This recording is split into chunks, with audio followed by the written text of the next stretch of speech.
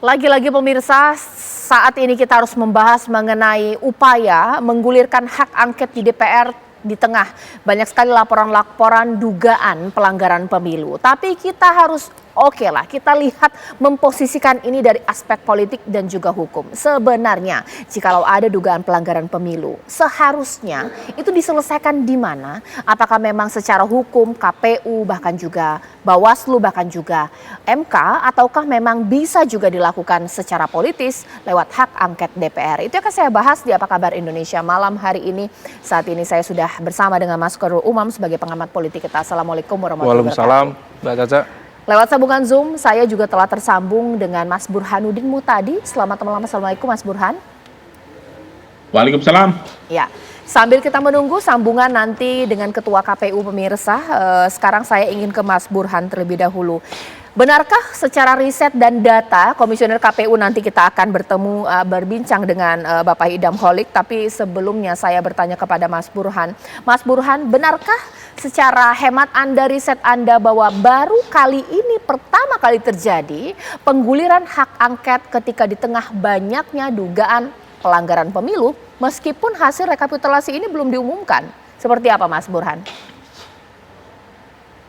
Saya tidak punya riset khusus ya berkaitan itu, tetapi sepanjang pengetahuan saya memang baru kali ini muncul hak angket berkaitan dengan dugaan kecurangan pemilu sebelum keputusan KPU ditetapkan, dan mungkin berkaitan dengan konstelasi politik terutama di internal kekuasaan yang berubah total. Kita tahu dibanding pilpres sebelumnya itu kekuatan pemerintah itu cukup solid, jadi mayoritas partai pendukung pemerintah saat itu mendukung Presiden Jokowi untuk maju lagi dan menang di 2019. Sementara di 2014 itu tidak ada capres petahana yang maju, sehingga konstelasinya lebih cair. Nah, untuk konteks sekarang kita tahu ada 7 partai pendukung Presiden Jokowi, tetapi ada perbedaan terkait dengan koalisi pilpres yang memecah soliditas partai pendukung Jokowi, Caca.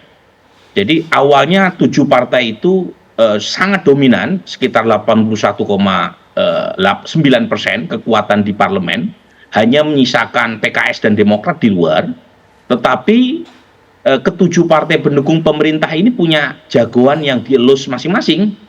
Ada seperti Prabowo Gibran yang diusung oleh Gerindra, Golkar, dan PAN, kemudian mendapatkan tambahan 1 partai dari oposisi yaitu Demokrat.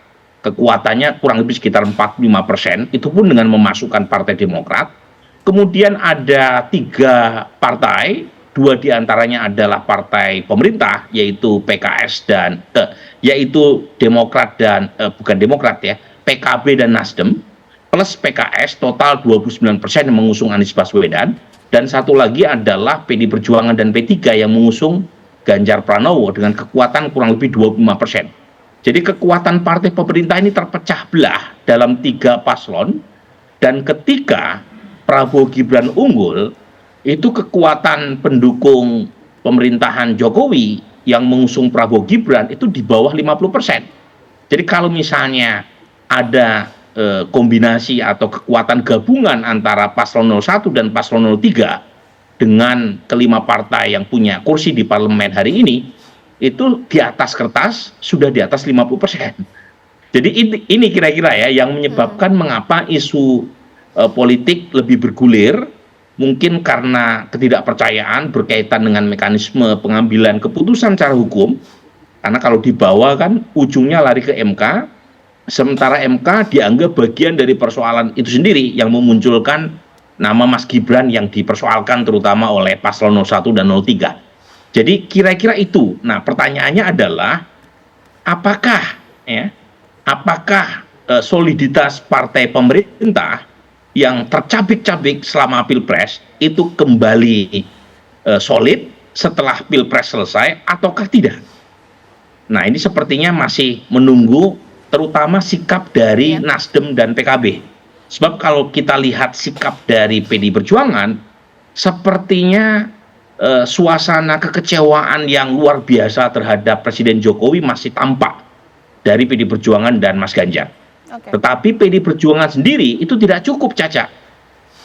Dengan kekuatan sendirian mampu menggulirkan hak angket. Jadi perlu tambahan kekuatan terutama dari Nasdem dan PKB yang notabene adalah bagian dari pemerintah. Jadi ujungnya, Caca, hak angket ini bisa jadi senjata yang memukul kuat ya Presiden Jokowi karena punya ujung sampai pada tingkat pemakzulan, tetapi juga bisa jadi sarana tawar-menawar, terutama buat partai-partai yang mendukung capres yang kalah untuk mendapatkan insentif kue kekuasaan yang lebih besar dengan cara menolak hak angket, kemudian mengembalikan prosedur melalui penyelesaian hukum. Mas Umam, ada yang bisa ditambahkan tidak? Dengan ini luar biasa sekali analisis dari Mas Burhan bahwa ini akan menjadi senjata yang paling mematikan jika 01 dan 03 bergabung. Pertanyaannya, mereka punya misi masing-masing. Ada bargaining juga. Kalau bargainingnya nyantol, nggak usah bergabung untuk hak angket, begitu kah? Ya, memang kalau misal kita cermati dari sisi soliditas kekuatan, ini juga menjadi sebuah catatan penting. Kalau di atas kertas, memang betul gabungan dari 01 dan juga 03 itu praktis di angka sekitar 55%. Tapi kalau misal kita cermati dari sisi komposisi kursinya, memang ada angka yang luar biasa. Gabungan dari PDIP, Nasdem, PKB, kemudian PKS plus P3, itu ada di angka sekitar 314 kursi. Berbanding dengan kekuatan partai yang saat ini ada di kubu 02, itu dari Demokrat, Golkar, kemudian Gerindra sendiri, plus PAN itu praktis ada di angka sekitar 267. Memang ada gap besar, tetapi di saat yang sama, rasa-rasanya ada semacam faksionalisme di dalam kekuatan kubu 01 maupun kubu 03. Dan kalau misal tadi Mas Burhan membahasakan itu sebagai alat tawar, bisa jadi ya, karena bagaimanapun juga kita tidak mencermati bagaimana partai-partai kelas menengah, termasuk juga partai kelas kecil secara elektoral, itu mereka tidak siap untuk berhadapan-hadapan dengan kekuasaan. Dan juga mereka tidak siap juga untuk berpuasa dari kekuasaan kalau manuver melalui angket ini justru kemudian menutup kesempatan mereka untuk bergabung di kekuasaan yang akan datang. Nah, adapun kemudian sekarang ide ini, rasa-rasanya ide sebagai sebuah manuver yang dilakukan terutama Mas Ganjar ya, sebagai pihak yang tentu sangat shock, sangat kecewa dengan hasil perolehan yang betul-betul di bawah standar ini, maka hak angket ini bisa dimaknai sebagai sebuah mosi tidak percaya mereka terhadap jalur hukum. Karena di Undang-Undang Dasar, di Konstitusi itu clear, kalau misal ada sengketa kepemiluan, maka ranahnya adalah Bawaslu atau Mahkamah Konstitusi. Nah, kalau misal di pasal 24C itu, kalau misal sengketa pemilu di Mahkamah Konstitusi. Nah, tetapi karena kemudian mosi tidak percaya terhadap jalur hukum, maka diusulkanlah, diwacanakan kemudian jalur politik. Nah, jalur politik ini memang hak angket. Kalau secara memungkinkan atau tidak memungkinkan, di Undang-Undang MD3 itu syarat-syarat diajukannya angket itu cukup simpel sebenarnya. Hanya misalnya diusulkan oleh 25 anggota DPR yang asalkan tidak satu fraksi saja, tapi dari gabungan dari beberapa fraksi. Nah, tetapi seberapa besar power kekuatan politik yang kemudian bisa digunakan untuk mengeksersis ini, itu yang kemudian menjadi pertanyaan selanjutnya. Jadi ini dinamika masih cukup cair dan besar kemungkinan dari elemen istana juga tidak akan tinggal diam, pasti ada sebuah langkah mitigasi yang kemudian dilakukan. Salah satunya, kalau ini mau mengeksersis kekuatan politik, di saat yang sama barangkali ada kartu-kartu as yang lain yang bisa dimainkan untuk menggembosi elemen kekuatan politik tadi. Mas Burhan, kalau tadi dikatakan kalau ini dieksersis dengan baik bisa jadi nih barang hak angket bergulir. Kira-kira kalau kemarin kan Pak Jokowi sudah bertemu dengan Surya Paloh, yang imannya bisa goyah didekati untuk tidak menggulirkan hak angket, fraksi apa sih? Jadi begini Caca, sekarang kan dengan tambahan Partai Demokrat, maka ada 4 partai pendukung pemerintah yang memiliki kursi di parlemen, yaitu Demokrat, kemudian Gerindra, Golkar, dan PAN. Total kekuatan mereka sekitar 45%. Jadi kalau misalnya tambahannya berasal dari salah satu partai, yaitu PKB atau Nasdem, itu sudah aman, di atas 50%. Karena kekuatan Nasdem kurang lebih sekitar 10%, PKB juga 10% kursi mereka di parlemen. Satu saja dari mereka masuk angin, selesai itu hak angket. Selesai. Tetapi kalau tambahannya dari P3 tidak cukup untuk mengunci magic number 50% persatu. Karena kursi P3 tidak terlalu memadai ya untuk menutupi kekurangan partai yang sekarang berada di kubu pemerintahan Pak Jokowi.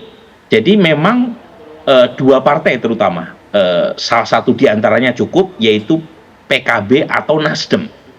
Nah, masalahnya adalah Ya. Di antara dua partai ini mana yang lebih memungkinkan? Kita tahu Surya Paloh punya hubungan yang sangat baik dengan Presiden Jokowi, belum lama juga menghadiri makan malam, tetapi tentu seorang Surya Paloh juga menyimpan kekecewaan karena 3 kursi kabinet yang dimiliki Nasdem, 2 diantaranya sudah digergaji. Ya. Sementara Surya Paloh tentu punya ekspektasi untuk meningkatkan bargaining position. Baik. Cuma Surya Paloh sendiri juga punya hubungan yang kurang baik dengan Ibu Mega.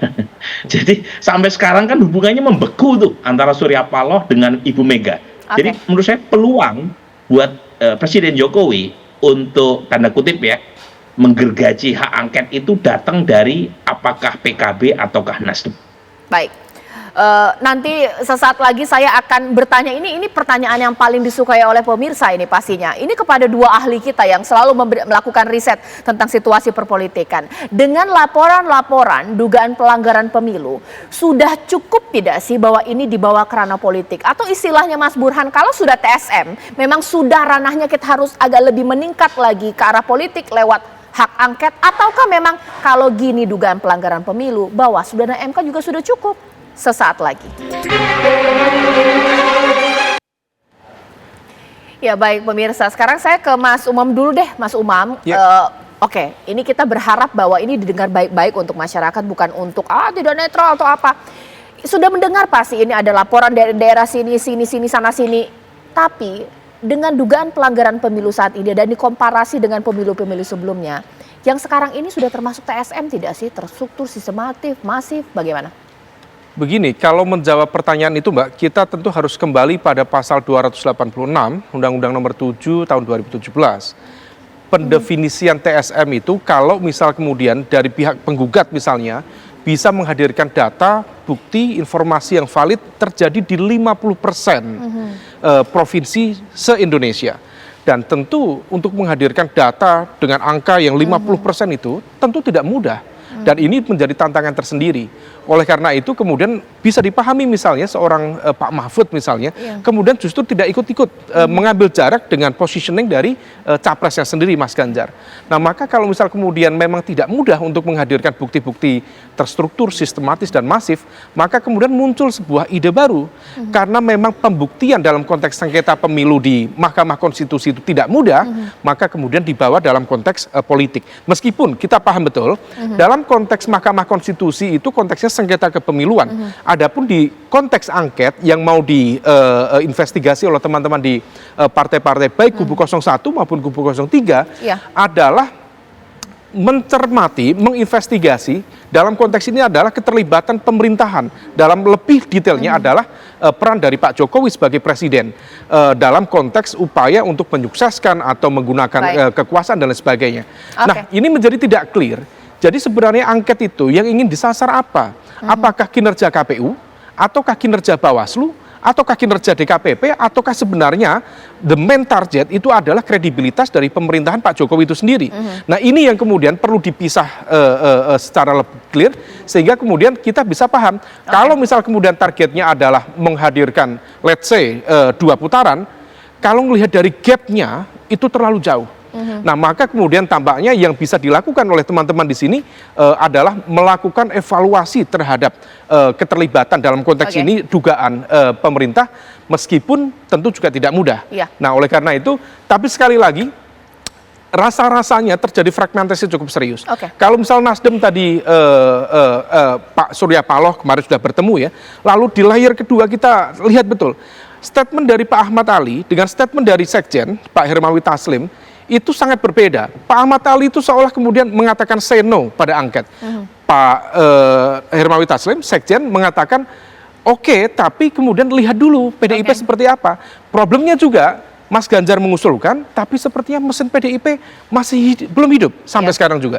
Oke, Mas Burhan, ini mengingat konsentrasi dari riset Mas Burhan ini kan mengenai vote buying, bahkan juga money politik dalam pemilu, itulah cacat-cacatnya pemilu di Indonesia. Tapi dengan kondisi sekarang itu memangkah ada mengarahkan sebuah pengarahan kekuatan memenangkan satu paslon, ataukah ini kesalahan administrasi, kesalahan-kesalahan minor yang ranahnya itu bukan politik tapi hukum? Seperti apa Mas Burhan? Iya, kalau kita lihat dari pelanggaran atau dugaan kecurangan di hari H, sepertinya sulit ya untuk membuktikan unsur TSM. Karena kita tahu di hari H itu kan bagian atau rangkaian dari sekian banyak proses pemilu. Jadi proses pemilu kan bukan hanya di hari H. Kalau berdasarkan hari H, ya kita tahu seperti yang ditemukan oleh quick count atau kawan-kawan yang menjadi saksi di TPS itu terlalu sedikit ya kecurangan yang dipersoalkan. Kalau kita lihat argumen dari Mas Ganjar atau Mas Anies, kan argumennya kan sebelum hari H mereka tarik terutama pada saat MK memutuskan untuk mengabulkan putusan nomor 90 yang kemudian memberi tiket konstitusional buat Mas Gibran. Kemudian dikaitkan dengan pelanggaran etik yang diarahkan kepada Ketua KPU dan kemudian ketidakpercayaan terhadap Bawaslu. Jadi rangkaiannya itu bukan hanya di hari H. Dan kalau ditanyakan soal beberapa argumen mereka, misalnya soal bansos ya. Nah, soal bansos ini menarik nih. Kita punya pertanyaan di exit poll, Caca. Jadi pertanyaannya itu bukan hanya bansos, tapi juga misalnya beras 10 kg, kemudian juga rapelan gaji.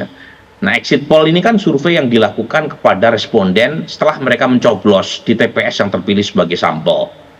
Nah, memang kita temukan ada 45% warga yang mengaku menerima bansos dalam berbagai bentuk. Ya, ada 45%. Tapi 55% mengatakan tidak menerima. Nah, pertanyaannya, bagaimana perilaku pemilih warga yang terima bansos dengan yang tidak? Karena mereka yang menerima bansos pun ada yang mengaku masih menerima bansos, tetapi lebih dari separuh mengaku mereka sudah tidak terima bansos lagi. Nah, kita perlu bandingkan nih, kalau betul bansos itu punya efek secara elektoral, seharusnya mereka yang menerima bansos itu dukungan elektoral kepada paslon 02 itu jauh lebih besar kan. Nah, ternyata kita temukan pola bahwa efek bansos itu tidak sebesar yang diduga banyak orang. Jadi mereka yang menerima bansos memang cenderung lebih memilih paslon 02. Itu jadi kita breakdown, kita cross tabulasi mereka yang mengaku menerima bansos dengan pilihan ketiga paslon itu memang ada indikasi bahwa mereka yang menerima bansos memilih paslon 02 sekitar 59 sampai 60%. Kalau masih menerima bansos, elektabilitas paslon 02 60%. Tetapi overall yang pernah terima bansos 59%. Tetapi yang tidak terima bansos, baseline-nya 55% tadi, di antara mereka yang tidak terima bansos, 02 juga menang telak. Ya, memang elektabilitas 02 sedikit lebih rendah dibanding yang terima bansos, sekitar 56%. Jadi kalau misalnya selisih sekitar 6%-an itu dianggap efek bansos, pertanyaannya secara statistik signifikan atau tidak perbedaan elektabilitas paslon 02 bagi yang terima bansos atau yang tidak terima bansos. Nah, secara sederhana tidak signifikan bedanya. Tetapi saya tidak ingin mengambil kesimpulan terburu-buru. Apakah betul bansos efeknya kecil, ataukah ada fungsi intermediasi? Nah, ini agak istilah teknis sedikit ya. Jadi jangan-jangan bukan soal bansosnya per se. Jadi bansos punya efek positif meningkatkan kepuasan terhadap Presiden Jokowi, dan kepuasan terhadap Presiden Jokowi tadi punya korelasi positif dan signifikan terhadap pilihan responden kepada paslon 02. Nah, mungkin itu yang lebih meyakinkan secara statistik. Sebab kalau misalnya kita langsung cross tabulasi terima bansos atau tidak dengan pilihan 02, itu efeknya kecil 3%. Jadi menurut saya bansos menjadi intermediasi yang menjelaskan mengapa kepuasan terhadap Presiden Jokowi tinggi, dan itu memberi semacam karpet merah bagi elektabilitas paslon 02. Tetapi lagi-lagi memang ini persoalan yang sangat pelik ya, Caca, karena ya pemerintah punya argumen teknokratik sebenarnya. Karena kan ada El Nino, ada keterlambatan panen, dan kemudian menyebabkan produksi beras merosot drastis. Dan kalau misalnya masyarakat tidak dibantu, maka masyarakat akan kesulitan untuk membeli beras, terutama kelas menengah bawah. Jadi ada argumen teknokratik yang kemudian bercampur baur dengan argumen politis. Nah ini yang menurut saya menjadi isu ya, berkaitan dengan apa yang diklaim sebagai kecurangan sistematik itu. Meskipun lagi-lagi seperti Mas Umam bilang, tidak mudah menjelaskan argumen TSM tadi di saat kemenangan paslon 02 itu terlalu jauh ya. Jadi bayangkan suara paslon 01 dan 03 digabung ya, suara Ganjar dan Anies digabung itu selisihnya masih 16%. Jadi jauh sekali. Jadi kalau misalnya mau dibuktikan, taruhlah misalnya sekian persen, itu belum tentu bisa mengubah hasil secara signifikan gitu. Oke, tapi sebenarnya kalau misalnya melihat dari masyarakat melihat ini, Mas Umam, kalaulah kemungkinan kita, kalau hitung-hitungan aja udah nggak mungkin lah, digabung pun juga nggak akan mungkin kemudian bisa memenangkan paslon lain selain 02 unggul secara suara, baik survei bahkan juga quick count. Tapi kalau misalnya kita mengatakan ya sudahlah nggak usah hak angket, ada tidak sih opini dari masyarakat? Apakah tidak melihat bahwa satu pelanggaran juga sebenarnya harus diperhatikan? Ini termasuk hak masyarakat yang kemudian dianulir ketika pemilu yang harusnya jurdil, bagaimana? Tentu kalau misal konteks aspirasi publik harus kita uji, tentu lewat survei. Kalau misal kemudian kita cermati, meskipun di saat yang sama, tentu dari kalangan masyarakat sipil, gerakan civil society yang memiliki concern, terutama kalau misal kemudian ditarik tadi Mas Burhan menjelaskan dalam konteks kebijakan bansos, meskipun juga di saat yang sama, kebijakan itu sebenarnya juga atas persetujuan hampir semua fraksi yang ada di DPR. Sehingga kalau misal kemudian mempertanyakan itu, sebenarnya juga tudingan balik. Kemarin ngapain saja terkait dengan perumusan kebijakan bansos itu. Betul. Nah kemudian adapun yang kemudian barangkali perlu dijelaskan dan juga barangkali perlu diinvestigasi oleh teman-teman di 01, 02, tampaknya mereka, 03, tampaknya mereka akan jauh melampau di dalam konteks skema penyiapan infrastruktur pemenangan yang seolah kemudian menggunakan otoritas kekuasaan di Kemendagri, terutama ketika kemudian bagaimana pilkada digeser, ada delay atau disbursement misalnya, kemudian di situ ada penjabat kepala daerah dan jumlahnya cukup signifikan. Bahkan di gubernur itu ada 20 atau 21, kemudian ada sekitar 170-an bupati dan wali kota dalam konteks pejabat. Kalau misal itu dianggap sebagai sebuah bagian dari infrastruktur pemenangan yang sistematis, barangkali itu yang kemudian akan ditarget. Sehingga kemudian rasa-rasanya angket ini bukan ditujukan untuk mengaudit hasil kinerja pemilu, bukan kemudian diarahkan untuk bagaimana proses perhitungan, rekapitulasi, karena itu sebenarnya tidak mungkin. Susah ya, karena gapnya terlalu jauh. Maka rasa-rasanya kalau misal ini terus dibergulir, maka targetnya tampaknya adalah mendelegitimasi kredibilitas dari pemerintahan Pak Jokowi itu sendiri. Baik.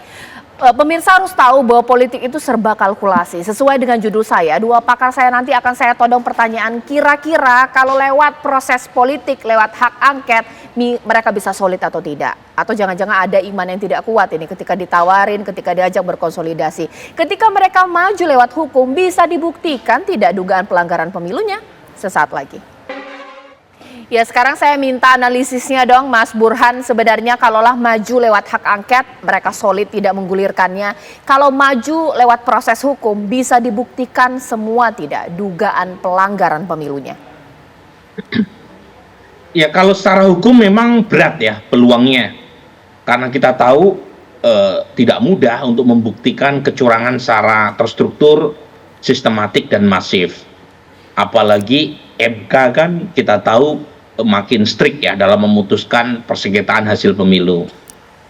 Pernah MK mengabulkan gugatan, tetapi selisihnya tipis saat itu ketika Khofifah Indar Parawansa menggugat hasil pilkada beberapa waktu sebelumnya di Jawa Timur. terkait dengan keputusan KPU untuk memenangkan Soekarwo. Ya. Tetapi saat itu selisihnya sangat tipis. Quick count sendiri pada saat itu termasuk lembaga saya itu memutuskan hasil Pilkada Jatim tidak konklusif karena statistically dead heat, ya, selisih antara kedua paslon. Nah, untuk sekarang secara hukum tidak mudah karena selisihnya terlalu jauh. Bahkan kalau misalnya ditarik ke angka 50% sebagai batas apakah pemilu kemarin satu putaran atau tidak, itu per hari ini real count KPU sudah menemukan kisaran 58,9% buat kemenangan paslon 02 meskipun belum final ya, tetapi sesuai dengan hukum angka banyak, the law of large numbers, sepertinya susah untuk terjadi pergerakan secara ketat. Ya, jadi satu-satunya peluang kalau ingin menggugat masalah kecurangan, apa yang disebut sebagai kecurangan tadi ya secara politik. Dan memang secara politik ini ada peluang, Caca. Karena kita tahu seperti yang tadi saya sampaikan, kekuatan partai pemerintah per hari ini itu terpecah belah, terutama pasca tanda kutip ya koalisi Pilpres, di mana PDI Perjuangan bersama P3 mengusung Ganjar dan PKB bersama Nasdem itu mengusung Anies. Jadi di atas kertas memang ada potensi buat hak angket bisa gol di parlemen. Cuma secara praktek tidak mudah karena ada persoalan personal maupun persoalan kekuasaan. Secara personal hubungan Bang Surya dengan Ibu Mega belum membaik. Jadi ini penting nih karena bagaimanapun keduanya adalah kingmaker, keduanya adalah veto player yang menentukan apakah hak angket ini jadi atau tidak. Dan tadi Mas Umam merefleksikan perbedaan antara PLT Sekjen Nasdem dengan Waketum Nasdem yaitu Ahmad Ali yang sepertinya berbeda arah terkait dengan hak angket.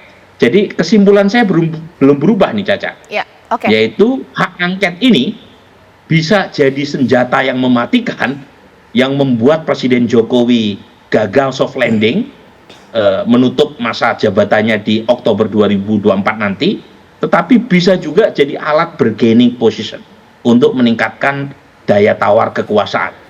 Terutama ya masa pemerintahan Jokowi yang menjelang berakhir bersamaan dengan masa transisi Prabowo Gibran yang sepenuhnya menang berkat restu Presiden Jokowi. Jadi apakah menjadi senjata mematikan ataukah jadi alat tawar-menawar, waktu yang nanti akan menentukan. Mas Umam seperti apa? Ya, di atas kertas memang tidak mudah, baik secara hukum dalam konteks gugatan hasil sengketa pemilu ya, maupun kalau misalnya kemudian dianggap ada pelanggaran-pelanggaran perdata yang kemudian harus diselesaikan di Bawaslu juga tidak mudah. Maka kemudian upaya untuk melakukan ini satu-satunya adalah di aspek politik. Meskipun targetnya rasa-rasanya tidak akan mengubah hasil dari pemilu, hanya kemudian menciptakan political instability yang tentu sangat baik ya dalam konteks bagaimana kemudian aspek transparansi, akuntabilitas dalam konteks fair election itu kemudian bisa digarap dengan baik, dioptimalkan. Tetapi di saat yang sama, kalau misalnya kemudian angket itu dibuka, ini berpotensi menjadi bola liar. Dan bola liar itu kemudian kalau misalnya kemudian tadi bahasa Mas Burhan bisa diarahkan ke arah crash landing dari Presiden Jokowi, itu bisa terjadi. Maka kalau misalnya kemudian kita cermati, rasa-rasanya sih beberapa partai, dan kita tahu partai kelas menengah itu relatif tidak kuat berhadapan dengan kekuasaan, maka ini hanya menjadi sebuah media untuk melakukan bargaining position, untuk mendapatkan kue kekuasaan, terutama bagi mereka yang kalah di momentum kemarin. Ya, Mas Umam terima kasih, Mas Burhan terima kasih. Mohon maaf pemirsa saya tidak bisa menghadirkan komisioner KPU bahkan juga Bawaslu yang sebenarnya kami berusaha untuk mengundang mereka untuk memberikan konfirmasi mengenai tema saya pada malam hari ini. Tapi kita tunggu saja, politik itu dinamis, kita tunggu manuver-manuver yang akan dilakukan oleh partai politik, hukumkah, politikkah? Nanti kita tunggu saja pemirsa. Sesaat lagi sejumlah informasi lainnya masih akan kami kabarkan untuk Anda di Apa Kabar Indonesia Malam usai jeda berikut.